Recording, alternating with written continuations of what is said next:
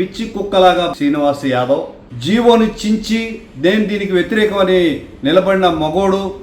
అందరికీ నమస్కారం. కుల గజ్జి పిచ్చి శ్రీనివాస్ యాదవ్, ఏం మాట్లాడుతున్నావు? సంస్కారవంతమైన మాటలు మాట్లాడు. బీసీ బిడ్డల కోసం బోడే రామచంద్రరావు గారు దీక్ష చేస్తున్నారు. సరే, అడిగే విధానం ఉండాలి, ఏం అడగాలో తెలుసుకొని ఉండాలి.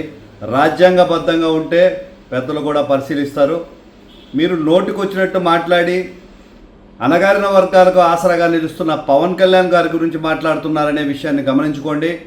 మీరు మాట్లాడిన పదజాలం మాట్లాడడానికి మా పవన్ కళ్యాణ్ గారు సంస్కారం అడ్డు వచ్చింది. ఆయన నేర్పిన విధానాలు, విధి విధానాలు మాకు అడ్డుపడుతున్నాయి. కానీ ప్రజలు ఈ రోజున ఎక్కడ కష్టం ఉందో, ఎక్కడ సమస్య ఉందో, కుల మతాలకు అతీతంగా పవన్ కళ్యాణ్ గారు నిలబడుతున్నారన్న శోష మాత్రం మర్చిపోకండి. ప్రజలు మిమ్మల్ని కొట్టి తరిమే పరిస్థితి అయితే ఉందని స్పష్టంగా గమనించాలి.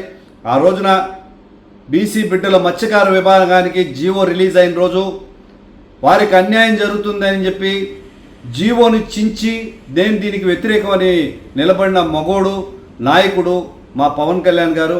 ఇంకా పోతే బీసీలకు రక్షణ కల్పించాలి అని చెప్పి గతంలో చంద్రబాబు నాయుడు గారు ఆల్రెడీ దాని మీద వివరణ ఇస్తుంటే, ఈ రోజున బీసీలకి రక్షణ కల్పించాలని ప్రత్యేకంగా మీరు కోరడం ఎంతవరకు సబబు అనేది ఆలోచించాలి.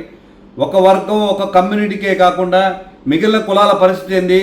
రాజ్యాంగబద్ధంగా ఎంతవరకు రిజర్వేషన్ ఇవ్వచ్చు, ఏ ప్రాంతాలు ఎవరెవరికి కేటాయించవచ్చు, వీటిలో ఎంతెంత కులాల శాతం ఉంది అనేది గమనించుకోవాల్సిన పరిస్థితి ఉంది.